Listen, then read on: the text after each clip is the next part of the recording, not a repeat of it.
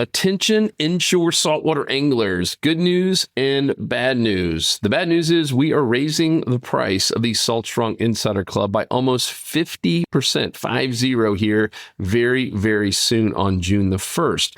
The good news is that you can get in today and grandfather your rate in for life. So that means if you're a current member, this does not impact you at all. You are already grandfathered in for life at your rate. So you've got 30 days or less, depending on when you hear this, to get in the club, lock in your rate, because as soon as June 1st hits of 2024, we are raising the prices. After not raising them for 8 years, we have some really, really, really big news coming with smart fishing spots and essentially a fishing guide in your back pocket everywhere from Texas to Florida to New Jersey and everywhere in between. We're going to start giving free Slam Shady for life to all our members, free tackle to test out every single month, and a whole lot more. You do not want to miss out. So once again, if you're a current member and you're in good standing, you are completely fine. Your rate is locked in for as long as you're an active member. But if you're not, this is your last chance to join before the prices go up almost 50%. So join today at saltstrong.com. Here's the podcast.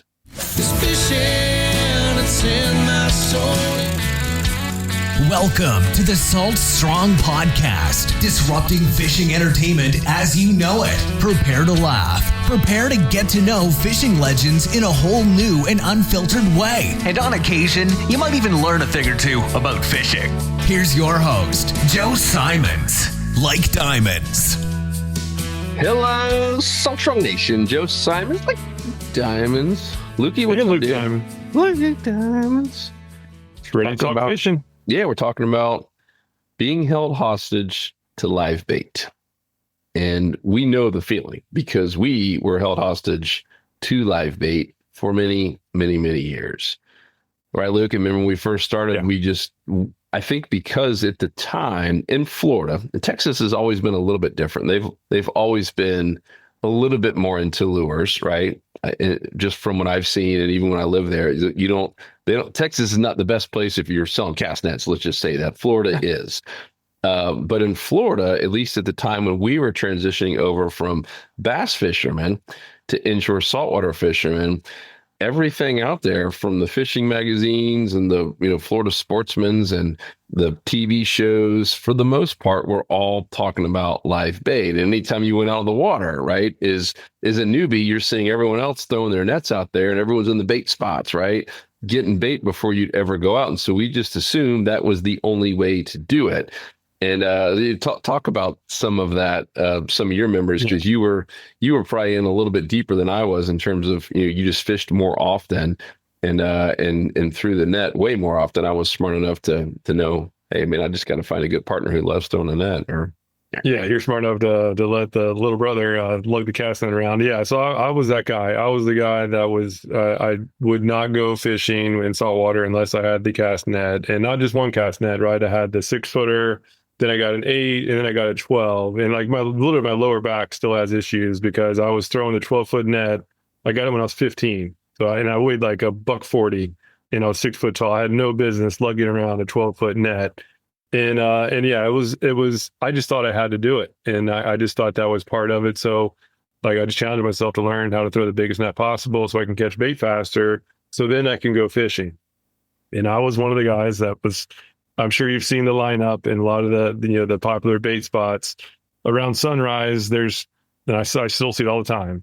So I know there's a lot of people who are I call it the rut, because nobody likes throwing a cast net. Nobody likes lugging it around. Nobody likes having to clean the boat afterwards or plucking the bait out if you get Christmas treed when your mesh is too big for the bait that's down there. It's not fun. And when the catfish get in the chum slick, now you're dealing with catfish in there, needlefish. It's a hassle. But a lot of us think that it's a requirement. And to me, it was so, I struggled with this so bad that I would spend an hour and a half to catch bait if I had to. Like if my first bait spot was bad, I'm starting to get real nervous. Now I'm going to the second one. And now that one's good. Okay. Now I'm going to go to the third one. And I literally wouldn't, although I had lures, I rarely used them. And I would, like, I was almost like a fair weather lure guy. where if the bite was crazy good, or if I just wanted to catch trout, like drifting flats, then I'd use lures. But for redfish and snook, I was just under the impression that I had to have live bait. If I didn't have like the best bait, I wasn't gonna catch many fish. And now I'm kicking myself now that I've finally got out of that rut. But it's real. It's real. I'm sure probably a lot of listeners are feeling the same thing. Where just if the bait's not there, is there confidence that you're going to go out and catch a slam? And if the answer is that you don't have the confidence to catch a slam without live bait, then you're in the rut. And I feel your pain because my lower back still feels it 10 years later. Get out of that rut. I remember one time, I don't remember if we were staying at Little Gasparilla Island or at the condo in Placida, but we gotten down there, boats ready, getting all the gear ready, and we're about to go out and realized that, and this is early morning, right? Realized that we didn't have any chop. And I remember I got sent to go all the way to Publix, and it's not the end of the world, but so now you're already missing the best bite, right? The best time of day is in the morning in general, like in the summertime where we were. So now why they're waiting on me and we still can't even go out to get the bait to go fishing, I'm having to go to Publix and we got cat food, right? Remember that was what we used, little cat food. Then we use the cat food to chum up, the live bait, right? Either white bait, pinfish, whatever it was. And we're using now cat food to do that.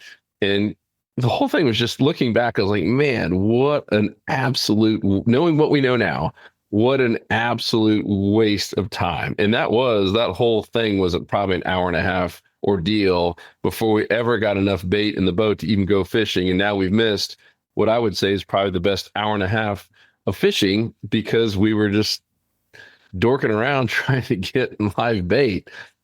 So frustrating. And you had to think twice. We didn't think twice about it. It's just what you do. We wouldn't even considered, hey, maybe we should just go try it with lures. That was like, well, that's weird. That'll never work. You had an instance because now you spent a lot of time at Little Gasparilla Island.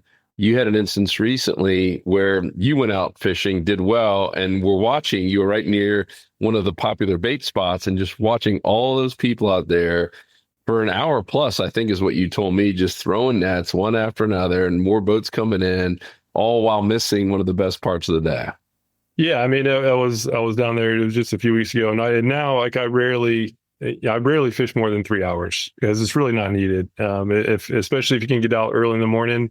Again, just kicking myself now. For so many years, we would be out catching bait while the sun was rising.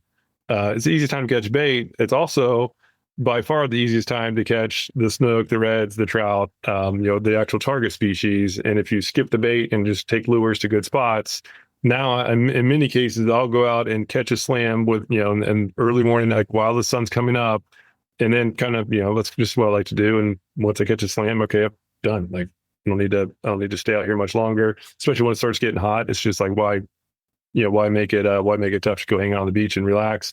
But countless times where I'm done catching the slam, coming back at whatever, 8 o'clock or 9 o'clock, whatever time it is, and there's just boats lined up, right? In the same bait spots we used to go to, like down in Placida. So out there, out in front of the trestle on the way to like Devilfish Key, like down toward Boca Grande, There's grass flats there. There's a lot of current flow. There's just nice, healthy grass on both sides of the channel.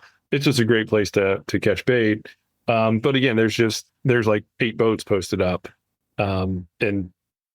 They could have easily just skipped that whole step and just taken a handful of lures. You don't have to get much, like less is more, actually. Skip that whole process and just go fish and not deal with all the extra hassle of lugging the cast net, clean up the boat. Remember how many, I don't know, I'd hate to even put a number to it, but how many extra hours of boat cleaning was I did over the years just because all that little, especially when those little glass minnows come in, they get in every little hatch. There's just stuff everywhere, plus all the seagrass and just mud. So I don't know. Like again, the more I look back on it, the more painful those years were. But as we said, like it wasn't even a thought that was an issue at the time because that was just what we thought we had to do. And it's just like, again, kind of kicking ourselves too. Like we were good bass fishermen. We grew up on a lake in Central Florida, did a ton of bass fishing. We were very successful. Not doing tournaments, but just going out and just having fun, and rarely ever use lures. And no, we're good with, Rarely ever use live bait. All we use was lures. And for whatever reason, we just didn't translate that to saltwater. We just thought saltwater was different. And if anything, like now I personally feel that saltwater fish are way more aggressive than bass. So like if you can catch a bass with a lure, you absolutely can catch a snook in reds and especially trout with lures consistently because they're more aggressive. You just have to know where they hold, like where they position. We struggled. Again, redfish was my toughest one, and I was just simply fishing too deep. Once I fixed that issue, then okay, redfish really aren't that hard to catch at all, even on topwater. It's a ton of fun. Yeah. And Kent Hickman was on the show a couple weeks ago. If you don't know Kent, guys fished a ton of tournaments, ended up becoming the main director of the Power Pole Redfish series, which is, I believe, the biggest one out there for redfish tournaments. And I love what he said. He's like, if you're looking for redfish in more than 3 feet of water, then you're in the wrong spot. He's like, I don't even look. I won't even waste my time there. He's like, I know they can be underneath docks. I asked him about like docks. He's like, honestly, I rarely, unless it's a real particular area where I know there's some oysters and the docks are like the best spot, then maybe, but he's like, it's so rare. And he goes, we do tournaments from Texas, Louisiana, the Carolinas, Florida, and more often than not, like 90% of the time, it's in less than 3 feet of water. And I'm looking for mullet. I'm looking for ledges. I'm looking for oysters, any type of structure that's going to give these redfish an opportunity to, one, hide, and two, find some dinner. So let's talk about that now. We've really hammered home the problem here that, hey, it's it is being held hostage if that's the only way you feel comfortable and confident to catch fish. What would you tell someone who was in our shoes? What do you wish someone had told you besides, hey, try lures? Okay, cool, I get that. What type of lures? How do we simplify it to make it fun, still comfortable and confident for someone who has relied on a live well blacked out with live bait to go out there and consistently catch fish with lures? Step one is to realize there's a problem, right? Just like anything, right? And go to a meeting.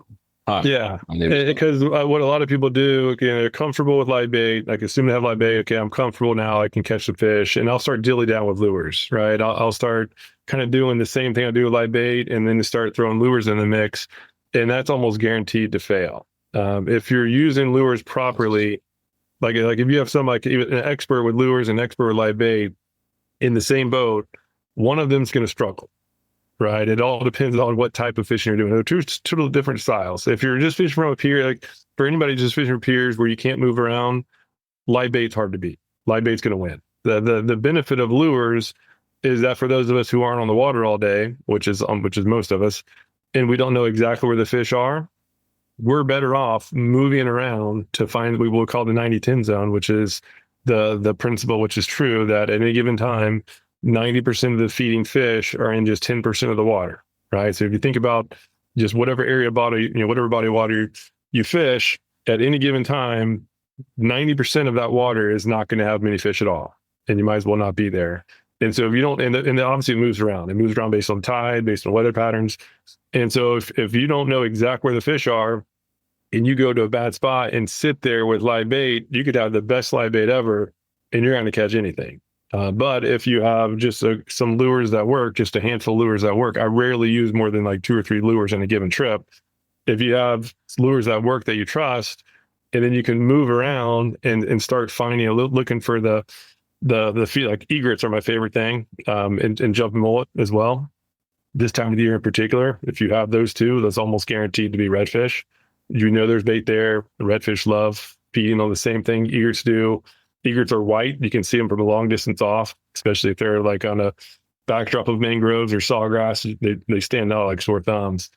But anyhow, yeah, just get the confidence to go out there and just make it happen. And that was for me again, for just so long, we had like 6 spots because we were live bait guys. We would go to those 6 spots, and then we would try with lures, and we just sit there and struggle. And the reality is that the lures are better for weekend warriors simply because you can cover water while still getting strikes.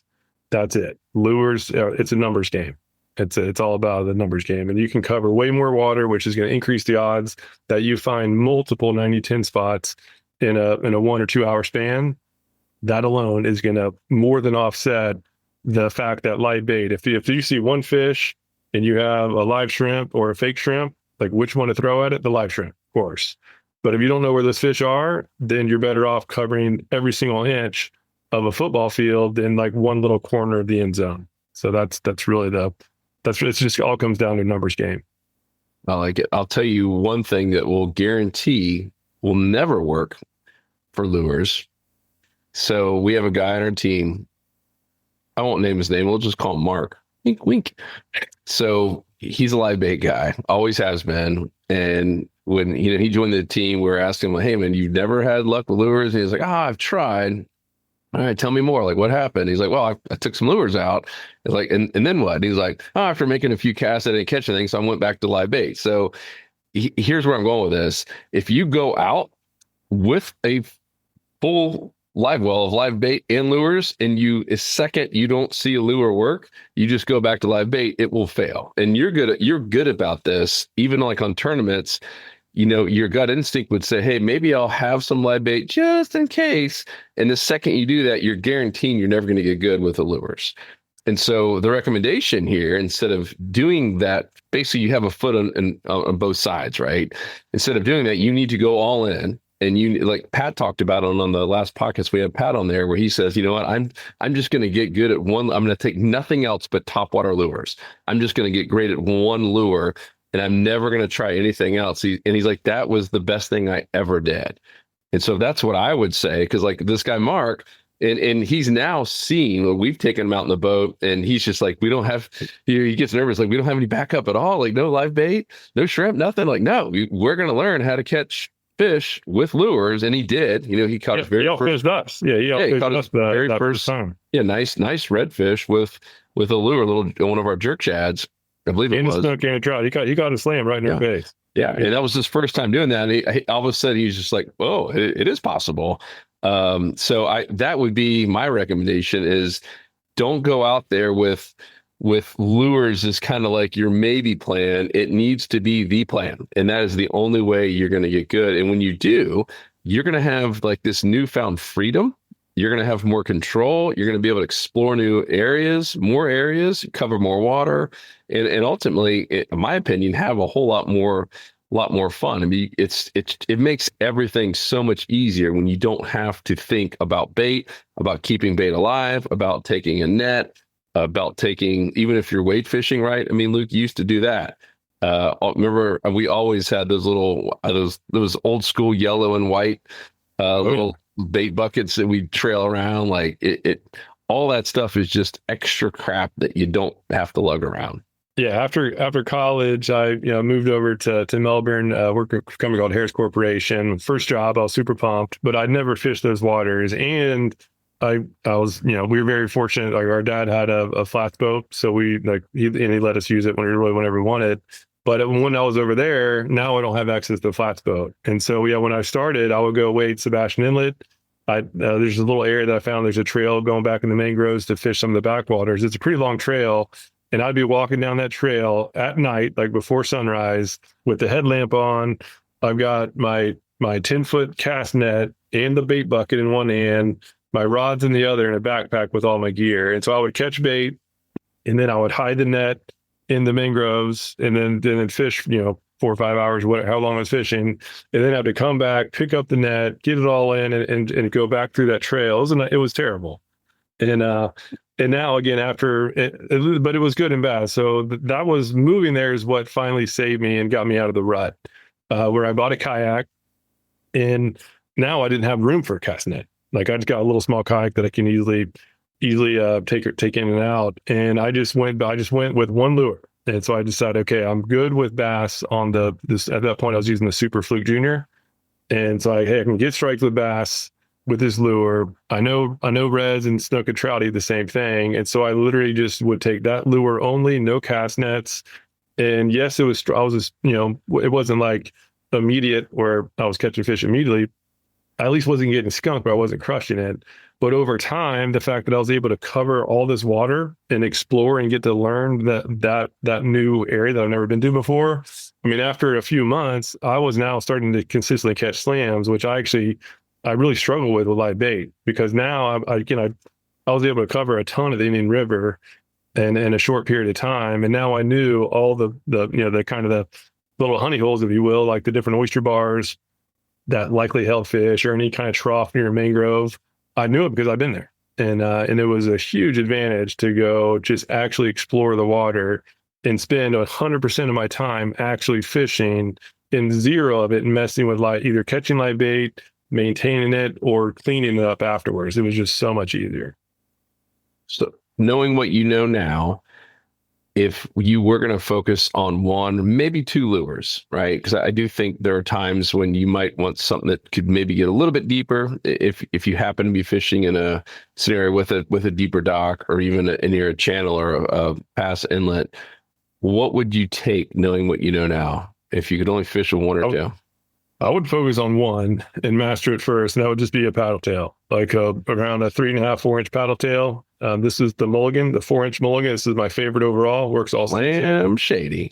Cast a mile. Cool thing is it can be rigged on jig heads, right? For deeper water, can be rigged on jig head just fine. Also, it can be rigged on weighted hooks. I don't have a bare weighted hook, but here's like the type of weighted hook that works well on paddle tails and shrimp lures. So number 1 would be the paddle tail. After getting good with that, right, this is great for covering water, for exploring. This is the exploration lure. You can cover, it's super easy. This tail does all the dirty work. Just cast, retrieve is all you need to do. Every once in a while, pause it, speed it up, slow it down. Sometimes the fish like it faster, sometimes like it slower. Sometimes they only hit on the pause. Sometimes you have to twitch it. I literally will change tempos throughout the cast and let the fish tell you what they're hitting on. Get this first. Number 1, this thing is just all, even went to Texas, right? Same, just 1 color, Slam Shady. Don't worry about any other color. Just get Slam Shady. It flat out works. And just get comfortable with it. And most importantly, explore the water. Get used to seeing the signs of life. Get used to identifying mullet. Get used to looking for egrets. Get used to seeing where the fish are holding. Like when you're moving around and you're spooking fish, that's fine, right? At least you found them. Now take note of exactly where they were. Typically they're going to be in a pothole or positioned like near a fallen tree, just some sort of unique structure on the edge of the oysters. And then make sure to target those spots going forward before you spook the fish. And it's shocking, again, how just that simple. I just wish somebody would have kind of hit me upside the head with that years ago. Yeah. Would have saved a lot of frustration. And so number 2 lure, once you get the paddle tail, right, then the little shrimp lure is tough to beat. For fishing tight to structures like skipping under mangroves or skipping under docks, where you want it to be in a certain strike zone for as long as possible while getting strikes, this thing is the best I've ever used. I've caught we've only had it for 2.5 years or whatever. And most of it almost has a record for every species. I've caught my biggest snook with it. I've caught my biggest redfish with it, as far as, snook and reds on lures. Biggest triple tail, biggest cobia, right? Like I don't have sea trout isn't there yet, but the shrimp lure, like a good shrimp lure like this is extremely effective. And that's really it. Like literally most of my time I'm using these 2 lures. A third one would be this tweaker. This is the new one that I've really been enjoying. But what color was that one? Oh, don't you worry about that, Joe. It's a prototype, but it's good. It's becoming one of my favorites. But like Turd Ferguson.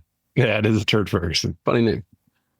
But yeah, less is more. And that was another thing I learned. I came from the bass world where I would have like my favorite lure. I'd have like 10 colors of it, right? And I thought I knew when one color was better than the other. It turns out I didn't. I was just guessing at it. And now with saltwater, especially with Salt Strong, like part of my job is to go test stuff. And I've done a lot of lure tests where I'll do, I'll have the same lure, same rod, same line, everything. And I'll have one rod with 3 casts, put it down, pick up the other rod, same everything except for the lure color, 3 casts. And I'll literally do that for 2 or 3 hour span. And not once yet has one color caught fish while the other one didn't. So what I eventually realized is, hey, I don't need to be lugging around all these colors. I don't need to waste time changing them. Let's just focus on finding the fish, and I'm going to catch more fish. And so now, like, my tackle bag went from, like, I had the big old giant planos with multiple trays to now I have just a little soft pack and with a couple, like, 2 little trays, and it's half full. And I'm catching way more fish than I ever had before because it's just simplified it. And I'm not wasting time doing anything other than finding the fish.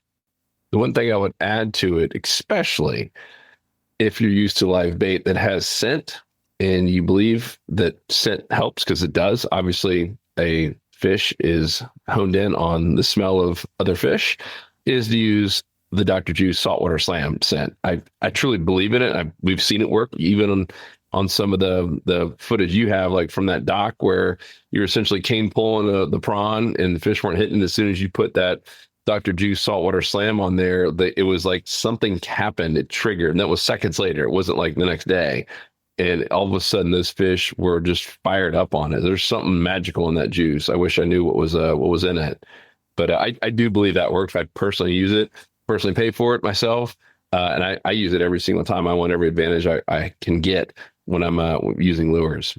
Yeah, it helps. It's not as important as what we thought that cat food was, right? When we realized we didn't have it and we go to the store to get it. So it's nice when I don't have it, it's not a must have. The must have is just get like a couple lures that you trust and find the fish. And then the tweaks, like the scent obviously helps. Going lighter online is a big deal as well, especially if you're in high populated areas. Like, we have a fishing school for all Insider Club members, and it goes through, beginner, intermediate, and advanced modules, just to make sure that we don't overcomplicate things. But on the advanced module, you'll see this more advanced leader assembly where there's multiple knots, with the idea of it is just minimizing the diameter of the line for every inch possible, right? And that way, those bigger, smarter fish that are used to sensing danger, they have a much tougher time realizing that something's not quite right, and they're going to hit the lure when otherwise they wouldn't. My overslot redfish count has skyrocketed, and big trout over 20 inches has skyrocketed once I simply just changed my line setup. And I did it with one rod just to test it out.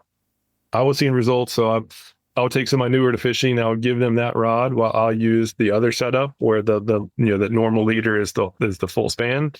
And whoever was using that rod caught the biggest fish almost every time. Like, it was eye-opening. Way more of an impact than I ever thought.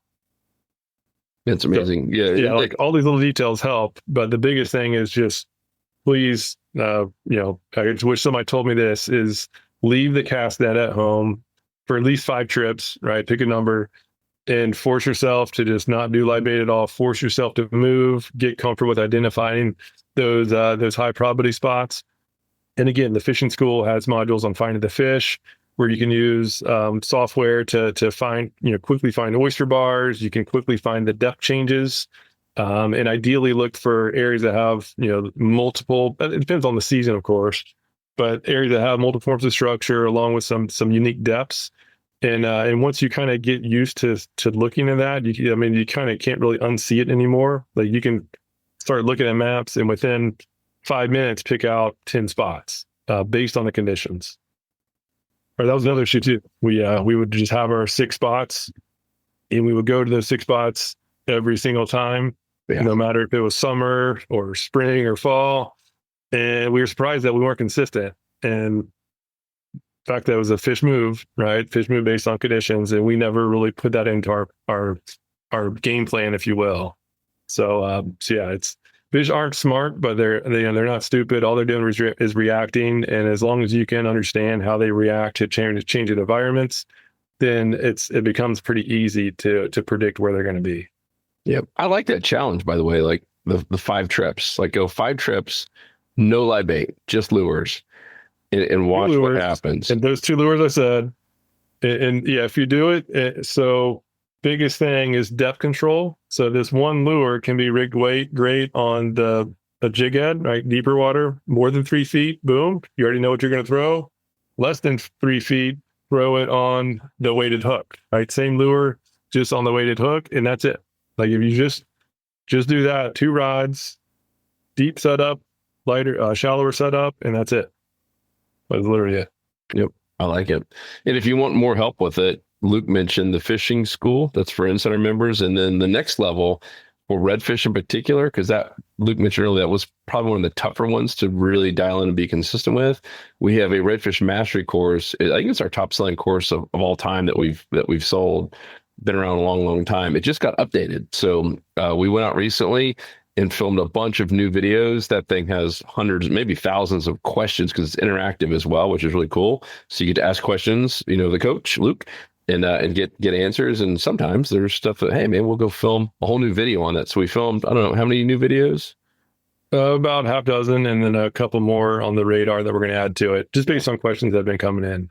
Yeah, because redfish, it was the one that I struggled with the most. I was most intimidated by. And now, after just knowing again how they react, they're the most predictable of all. So now, like when tournament fishing, like going out to the slam, especially tournament fishing, where I want to get the biggest snook, trout, and redfish is last. I focus on the trout and the snook during the twilights when those they're just tougher to catch, especially the big ones. And then redfish, okay, as soon as I have the trout and snook down, now let me focus on redfish because they'll kind of be easy to catch throughout the day. So yeah, this course goes through it all as far as finding the spots, not just finding spots, the good spots based on the conditions, based on the season as well. So we go through every different season, what factors are more or less important. And again, as you'll see, it becomes easy.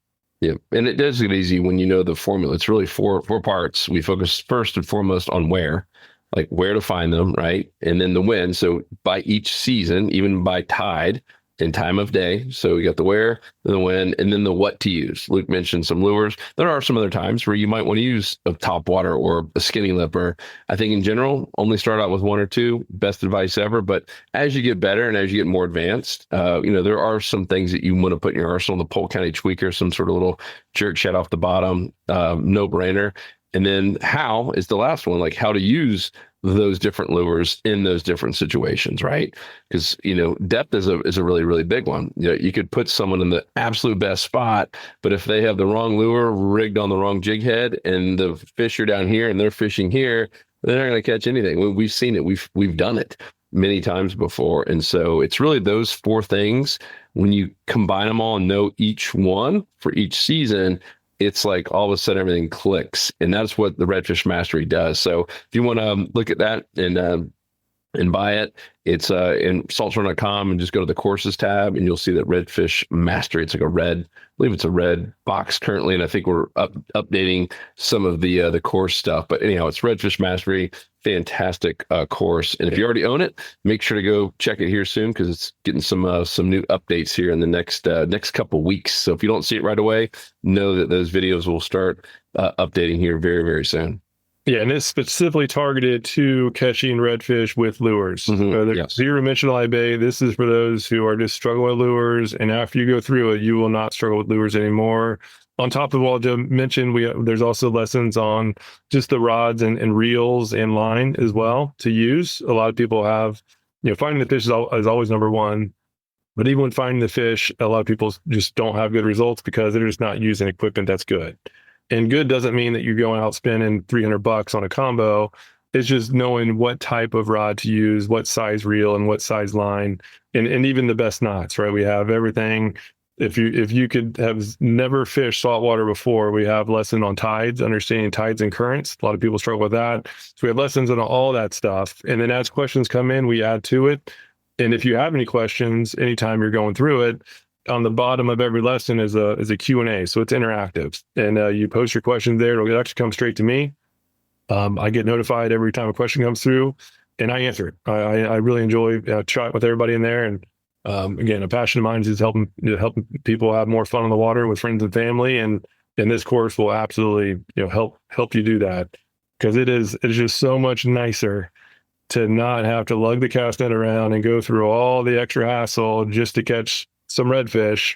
As you'll see, they're very predictable, where you can find them easy. There's a handful of lures that work throughout the season. Just make some small little tweaks, and they'll work for whether it's winter or summer or anything in between.